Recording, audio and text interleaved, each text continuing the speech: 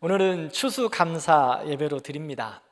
한 해 동안 주님께서 우리의 삶과 가정과 우리의 걸음마다 함께 해주신 그 은혜들을 기억하고 고백하면서 하나님 앞에 영광을 올려드리는 예배입니다. 이 예배를 통하여서 우리가 더욱더 하나님을 또 은혜를 기억하고 또 하나님 우리에게 베풀어 주신 그 많은 것들을 다시 한번 돌아보며 세어보고 주께 감사의 표현과 영광을 올려드리는 복된 시간이 되기를 바랍니다. 추수의 사전적인 의미는 곡식을 거두어 드린다라는 뜻입니다. 그런데 우리에게 있어 추수는 단지 곡식을 거두는 것뿐만 아니라 우리의 삶에 허락하신 모든 은혜의 열매들을 돌아보는 겁니다. 하나님께서 우리의 삶에, 우리의 시간에, 우리의 가정에, 직장에, 우리의 자녀들에게 주신 그 많은 은혜의 열매들을 감사하는 것을 말하고 있어요.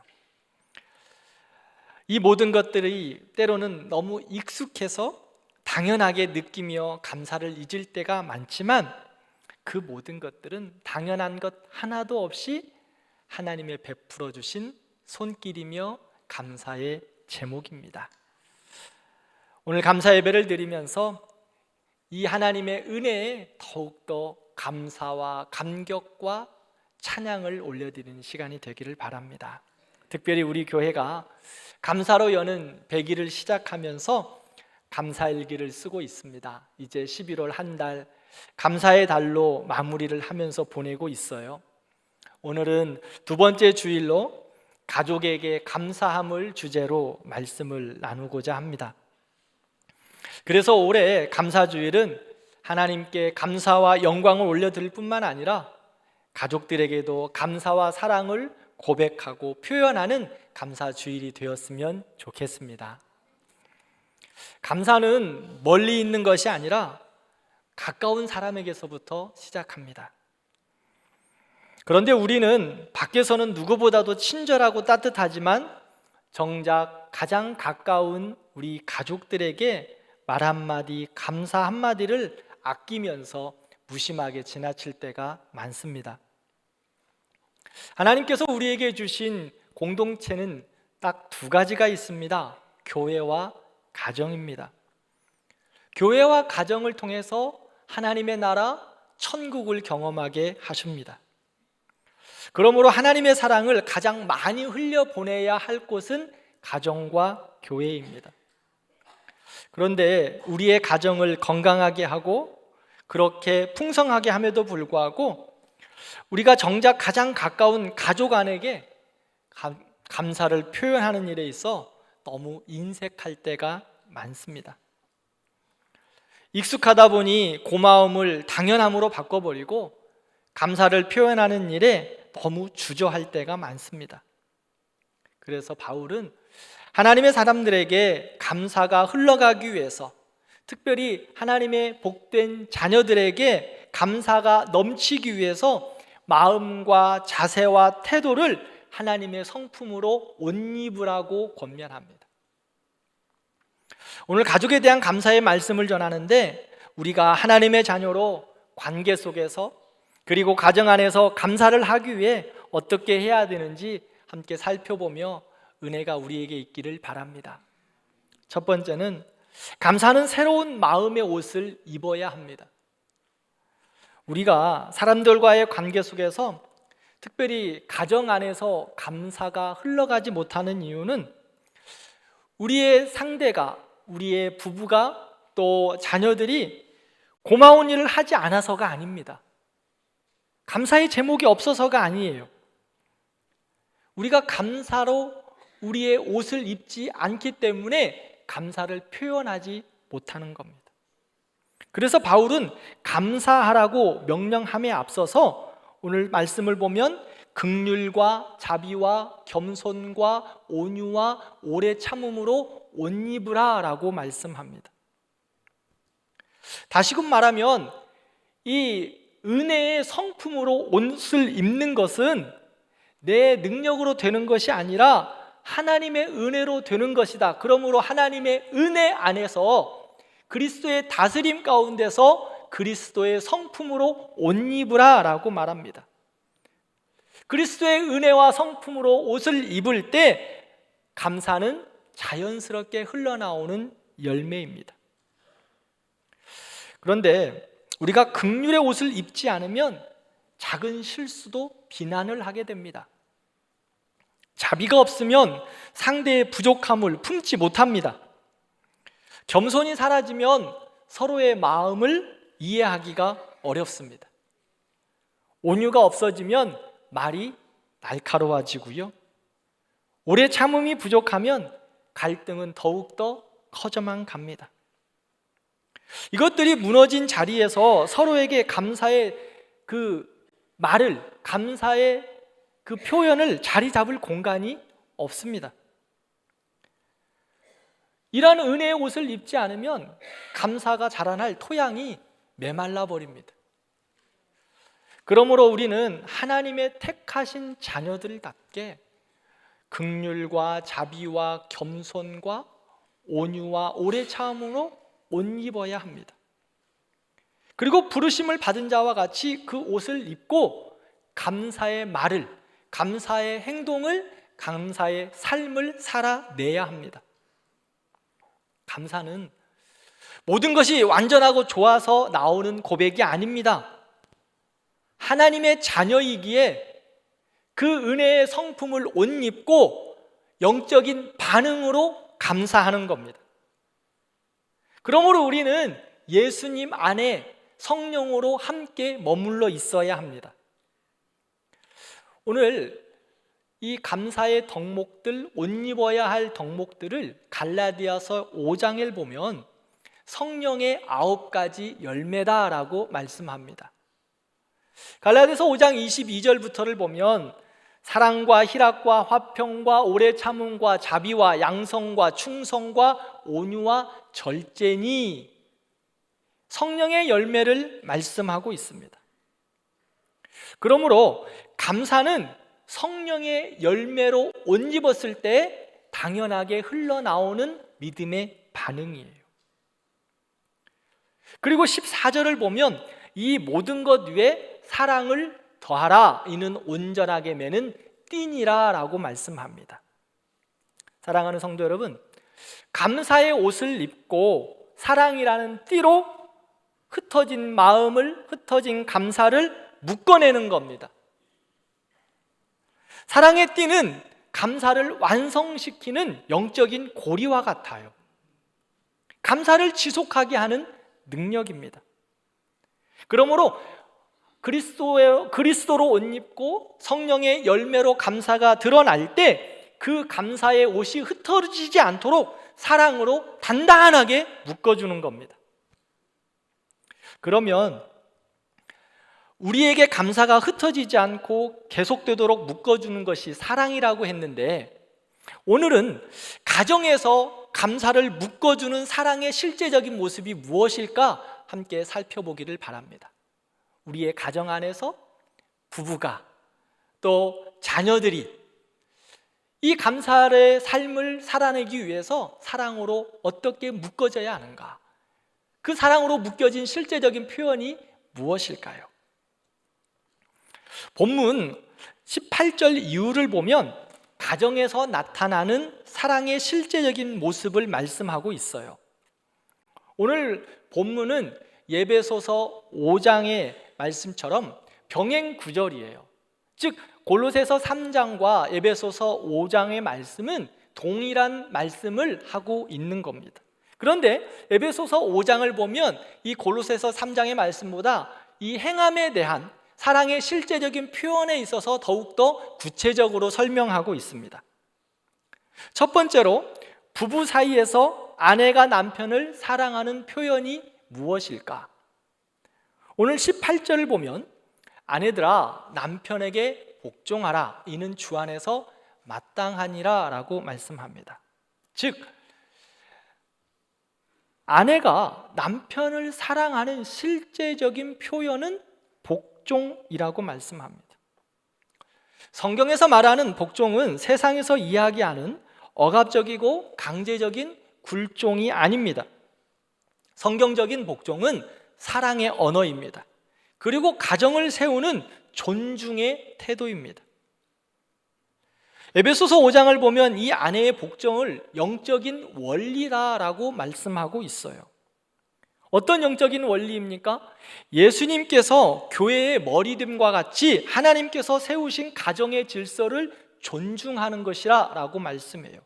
그래서 그 질서를 따라 존중하고 따르고 복종하고 섬기는 겁니다.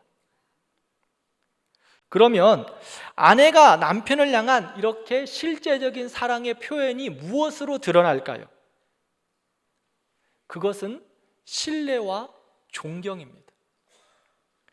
교회가 머리 되신 예수님의 말씀을 온전히 신뢰하고 그 예수님을 존경하고 따르는 것처럼 아내는 남편들을 신뢰하고 존경하고 섬기는 겁니다.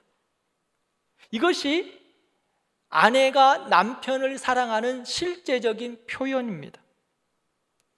존경과 신뢰는 남편에게 가장의 책임을 감당할 수 있는 힘을 주는 사랑의 언어예요. 그래서 존경받는 남편, 사랑으로 충만하게 됩니다. 어깨에 힘이 있게 됩니다. 존경받는 남편, 가정을 위해 헌신하고 충성할 수 있는 용기가 생기는 겁니다. 아마 이 설교를 들으면서 우리 여성 성도들이 이렇게 지금 마음으로 말하고 있을지 모르겠어요. 목사님, 남편이 존경받을 만해야 내가 존경하지 않겠습니까? 존경스러운 구석이 하나도 없는데 어떻게 존경하죠? 예, 그럴 수 있습니다. 저의 아내도 아마 동일한 마음이지 않을까요? 제가 보통 설교문을 다 준비를 하고 토요일 날 오후나 저녁에는 집에서 꼭 설교문을 수도 없이 읽습니다. 그때 우리 아내가 설교문을 대부분이 듣습니다. 아니면 저는 우리 아내에게 설교하는 것처럼 할 때도 있습니다.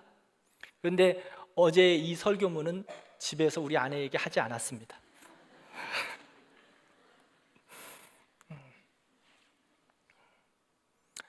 사랑하는 여성 성도 여러분, 남편들이 존경받을 만한 구석이 없다고요? 네, 그럴 수 있어요. 그런데 우리가 남편을 존경하고 사랑하는 이유는 다른 곳에 있지 않습니다. 예수님의 말씀이기 때문입니다. 그 말씀을 따라 존경하고 사랑하는 겁니다.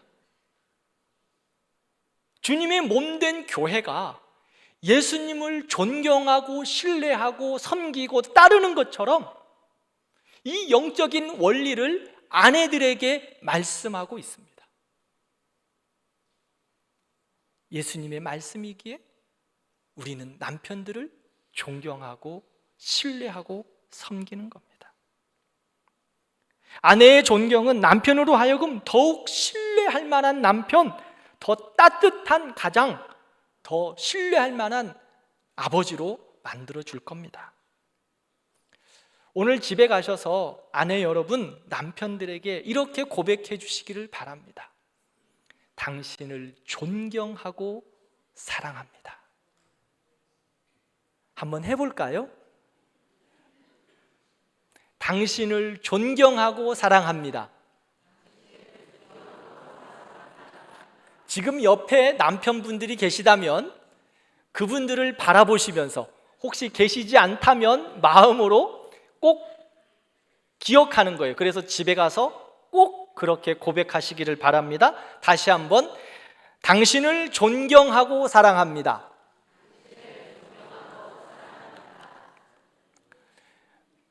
자, 이제 반대로 남편이 아내에게 보여줘야 할 사랑의 실제적인 모습은 무엇일까요? 성경은 남편에게 더욱 깊고 무거운 책임을 명령하고 있습니다. 존경받기에 합당한 명령을 하고 계시는 거예요.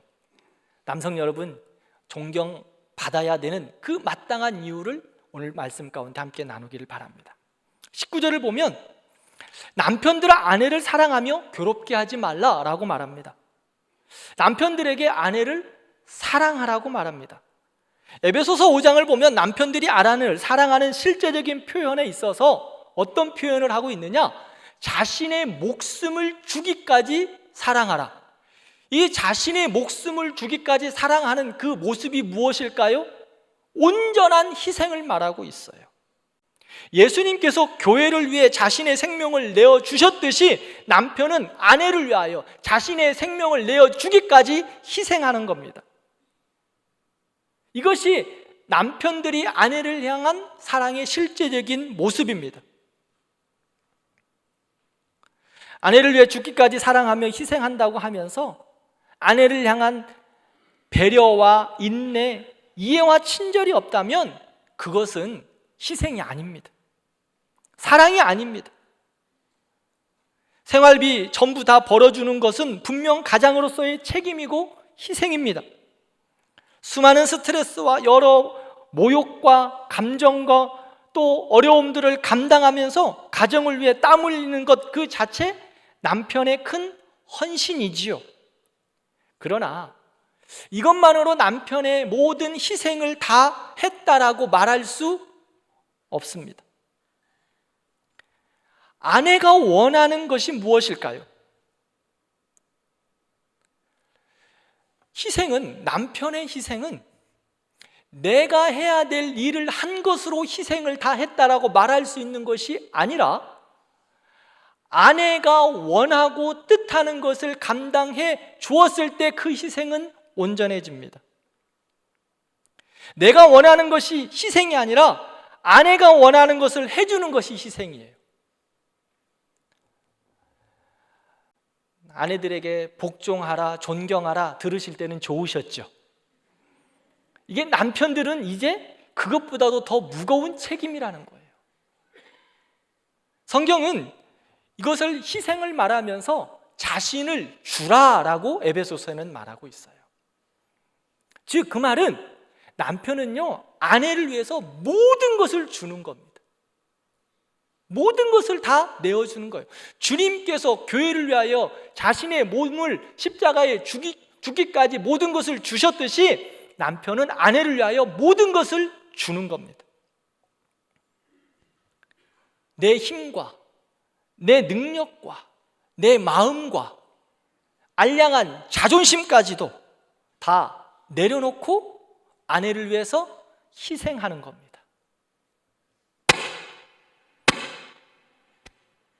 맞다고 퉁퉁 2번 두드리네요.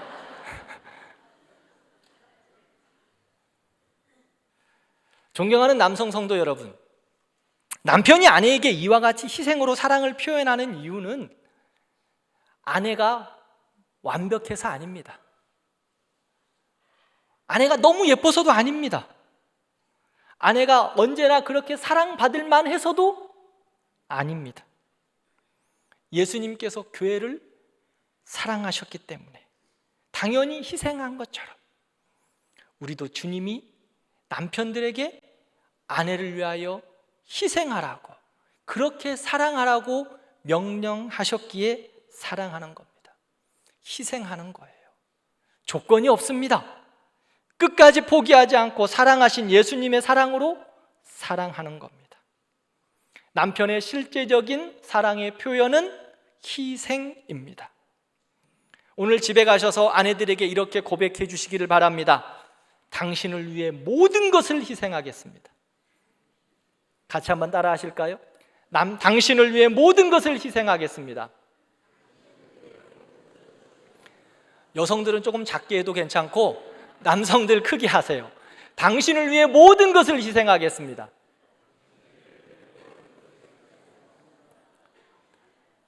집에 가셔서 꼭 아내들에게 고백해 주시기를 바랍니다. 이게 사랑의 고백일 뿐만 아니라 감사의 표현입니다. 사랑하는 성도 여러분, 아내는 존경으로 사랑을 표현하고 남편은 희생으로 사랑을 표현합니다. 가정은 서로에게 동일한 역할을 요구하는 것이 아니라 각자에게 맡기신 하나님의 질서와 역할을 통해 완전한 사랑을 이루어 갑니다. 우리 교회의 모든 성도들과 가정이 희생과 존경의 옷을 입고 감사가 넘쳐나는 복된 가정이 되기를 축복합니다. 세 번째는 부모와 자녀의 사이의 사랑의 표현입니다. 20절을 보면 부자의 관계를 말씀하고 있습니다. 자녀들의 사랑의 표현은 무엇일까요? 주 안에서 부모에게 순종하는 겁니다. 자녀들은 예수 그리스도 안에서 부모에게 순종하는 것. 자녀에게 순종은 단순한 규칙 준수가 아닙니다. 부모님을 향한 사랑의 태도입니다. 부모님들이 자녀들과의 세대 차이가 많이 납니다. 그래서 부모님들이 세대의 문물이나 흐름을 따라가기 어려울 수 있지만, 부모님은 우리가 아직 겪어보지 않은 인생의 골짜기와 넘지 못할 산과 같은 여러 가지 삶의 문제를 이미 다 지나오신 분들입니다. 그래서 부모님들의 조언과 권면에는 세월의 지혜와 하나님의 은혜가 그 안에 깊이 담겨 있습니다. 그러므로 자녀가 부모에게 순종하는 것은 부모님들의 삶과 말들이 완벽해서가 아니라 하나님께서 부모님들을 통해 자녀를 보호하시고 인도하신다는 말씀과 믿음 때문에 그들에게 순종하는 겁니다. 그래서 자녀들에게 주 안에서 부모에게 순종하라고 명령하십니다. 사랑하는 자녀들 여러분, 우리는 부모에게 순종해야 합니다. 예수 그리스도 안에서 순종함으로 사랑의 표현을 부모님들에게 감당하는 우리들이 되기를 바랍니다. 마지막으로 부모가 그러면 자녀에게 보여야 할 사랑의 표현은 무엇일까요?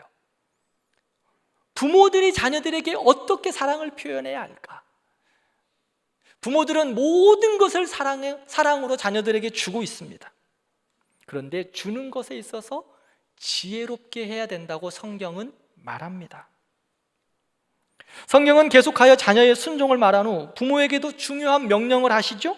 21절을 보면 자녀들을 노엽게 하지 말라라고 말합니다. 에베소서에는 조금 더 구체적으로 이것을 표현하면서 주의 교훈과 훈계로 양육하라라고 말씀합니다. 이 말은 자녀들이 나의 소유라고 생각하면서 내 기준과 원하는 방식대로 조정하거나 판단하는 태도를 버리라는 말씀입니다. 부모님은 자녀를 내 욕심대로 만드는 것이 아니라 하나님이 기뻐하시는 방향으로 인도하는 영적인 청지기일 뿐입니다. 그러므로 나에게 주신 가장 귀한 선물을 하나님의 마음과 하나님의 뜻과 하나님의 방법으로 양육하고 섬기는 거예요. 그러므로 부모님들께서 자녀를 양육함에 있어 때로는 징계도 하셔야 합니다. 그러나 징계가 부모의 분노를 해소하는 방식이 아니라 하나님의 마음, 하나님의 뜻이 그 안에, 하나님의 성품이 그 안에 담겨 있어야 하는 거예요. 부모는 자녀를 양육함에 있어서 하나님이 맡겨주신 가장 귀한 선물인 자녀를 세워가는 사람이에요. 청지기적인 삶으로 자녀를 양육하고 훈계해야 합니다. 자녀들이 부모님들의 이런 사랑을 경험하고 느낄 때 그 마음에는 감사가 자라납니다. 그리고 예수님처럼 세상을 가상이 감당할 수 없는 심령이 강건한 자로 세워져 갈 것입니다. 사랑하는 성도 여러분, 우리 가정 안에 감사가 흐르고 부모와 자녀 사이에 사랑이 건강하게 흘러가기를 기도합니다. 존경하고 희생하고 순종하고 진리로 양육하는 사랑의 모습들이 그렇게 단단히 사랑의 띠로 묶여갈 때 그곳에는 감사가 넘쳐날 겁니다. 그리고 하나님의 평강이 우리 가정을 다스리게 될 줄 믿습니다. 두 번째로, 감사는 평강을 누리고 예배로 살아가게 합니다. 15절을 보면 그리스도의 평강이 너의 마음을 주장하게 하라. 너희는 평강을 위하여 한 몸으로 부르심을 받았나니 너희는 또한 감사하는 자가 되라 말씀합니다. 무슨 말이냐? 하나님께서 부부와 부자의 모든 관계를 사랑으로 하라고 하신 이유는 하나님께서 우리를 그렇게 부르셨다고 말씀하고 있어요.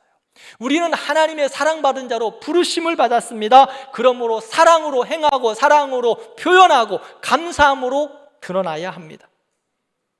성경은 감사의 삶의 중요한 열매를 평강이라고 오늘 말씀하고 있습니다. 감사하면 그리스도의 평강이 우리의 마음을 주장하게 한다 말하고 있거든요. 여기서 주장한다는 것은 다스린다는 거예요. 하나님의 부르심을 받은 자로서 감사로 나아갈 때 그리스도의 평강이 우리를 다스리는 겁니다. 감사와 평강은요, 함께 관련되어진, 연관되어진 모습이에요. 감사가 있는 곳에 그리스도의 평강이 우리를 다스리고, 그리스도의 평강이 우리를 다스릴 때 감사가 넘쳐납니다. 즉, 감사와 평강은 우리 안에 있는 은혜의 선순환이에요. 그러므로 우리의 입에서, 우리의 삶 속에서 감사가 드러나고 은혜의 성품으로 옷을 입을 때 우리 안에 그리스도가 다스리는 거예요. 그 다스림 가운데 우리는 또한 감사로 하나님 앞에 영광을 돌리고 사람들을 축복하는 겁니다. 그런데 감사와 축복이 우리의 삶 속에서 때로는 우리를 너무 어렵게 할 때가 많습니다. 그 감사와 또 평강이 표현되지 못할 때가 너무 많다는 거예요. 그러면 그때 어떻게 감당할 수 있을까? 사도행전 16장을 보면 바울과 실라가 빌립보에서 전도하다가 감옥에 갇히게 됩니다. 실컷 두드려 맞고 지하 감옥에 갇혔어요. 상처투성입니다. 그런데 그들은 원망과 불평과 낙심이 아니라 그곳에서 기도하고 찬송합니다. 기도는 감옥을 흔들었고 찬양은 어두운 감옥을 하나님의 임재로 채웠습니다. 그들이 고난의 자리에서, 어려움의 자리에서 하나님께 기도하고 찬양할 수 있었던 이유가 무엇일까요? 그것을 사도 바울은 빌립보서 4장에 이렇게 표현하고 있습니다. 우리 함께 읽을까요? 아무것도 염려하지 말고 다만 모든 일에 기도와 간구로 너희 구할 것을 감사함으로 하나님께 아뢰라. 그리하면 모든 지각에 뛰어난 하나님의 평강이 그리스도 예수 안에서 너희 마음과 생각을 지키시리라. 아멘. 아멘. 바울은 어떤 환경 속에서도 그리스도를 옴입고 감사함으로 하나님께 간구할 때 하나님께서 그리스도의 평강으로 인도하실 거다, 마음과 생각을 지켜주실 거다 고백하고 있습니다. 지금 바울의 환경이 그렇게 좋지 않습니다. 그런데 모든 일에 기도와 간구로, 그 다음에 뭐였죠? 감사함으로 하나님께 아뢰었습니다. 감사함으로 주 앞에 간구하는 거예요. 그럴 때 하나님께서 모든 지각에 뛰어난 하나님의 평강이 그리스도 예수 안에서 우리의 마음과 생각을 지키셨다 말씀합니다. 그래서 오늘 본문 17절에는 이렇게 이야기합니다. 함께 읽겠습니다.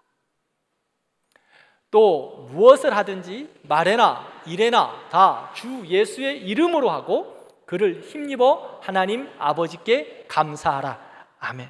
사랑하는 성도 여러분, 그러므로 우리는 무엇을 하든지 말에나 일에나 다 주 예수의 이름으로 하고 그를 힘입어서 어떻게 하라? 감사하라. 말에서도 감사, 우리의 행함에서도 감사, 우리의 삶에서도 감사하라. 사도 바울은 이 감사의 모습을 예배라고 이야기하고 있습니다. 예배다. 오늘 본문을 보면 시와 찬송과 신령한 노래를 부르며 감사하는 마음으로 하나님을 찬양하라. 이렇게 말에나 일에나 삶에서 감사로 하나님 앞에 나아가는 것이 예배입니다. 감사는 특정한 순간이나 시간이나 감정으로 드리는 것이 아니라, 예배 시간에만 드리는 것이 아니라 우리의 삶의 전체로 우리의 삶의 온 모습으로 드려지는 신앙의 태도입니다. 사랑하는 성도 여러분, 우리는 하나님께서 이렇게 감사하는 자로 부르셨습니다. 우리의 말과 삶과 행동에서 감사로 하나님 앞에 드려질 때 예배하는 자입니다.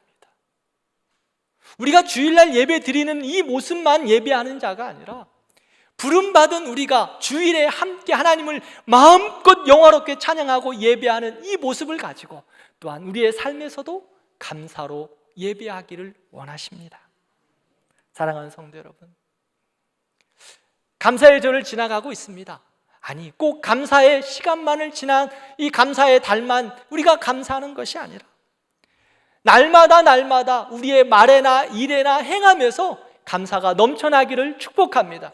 그래서 1년 52주 365일이 예수 그리스도로 힘입어 부르심을 받았기에 그를 힘입어서 감사하는 자가 되라라고 우리에게 말씀하신 것처럼 우리도 예수 그리스도의 힘을 입어 날마다 감사를 표현하고 사랑으로 섬기고 감사로 말하고 감사로 축복하는 우리가 되기를 기도합니다.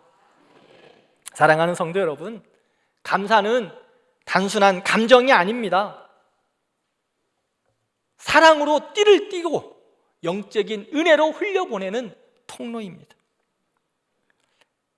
특별히 이번 주 감사의 달을 보내면서 날마다 우리의 말에나 입에나 행하면서 감사가 넘쳐나야 하지만 특별히 이번 주간에는 우리의 가족과 가정들에게도 더욱더 감사가 넘쳐나기를 기도합니다.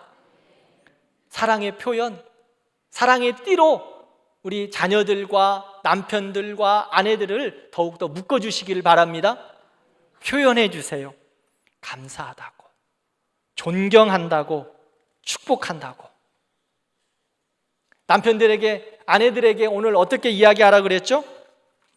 당신을 존경하고 사랑합니다. 다 잊어버려도 괜찮아요. 한마디는 가서 꼭 하세요. 존경합니다. 남편들에게 존경합니다. 다음에 남편들은요, 희생하겠습니다. 희생하겠습니다. 그리고 자녀들을 향하여서는 따뜻하게 안아주시면서 사랑합니다. 그렇게 축복해주는, 감사로 표현하는 한 주간이 되기를 기도합니다. 그럴 때 하나님께서 우리 가정을 천국으로 만들어주셔서 그 은혜의 모습들이 충만하게 드러날 줄 믿습니다. 기도하겠습니다.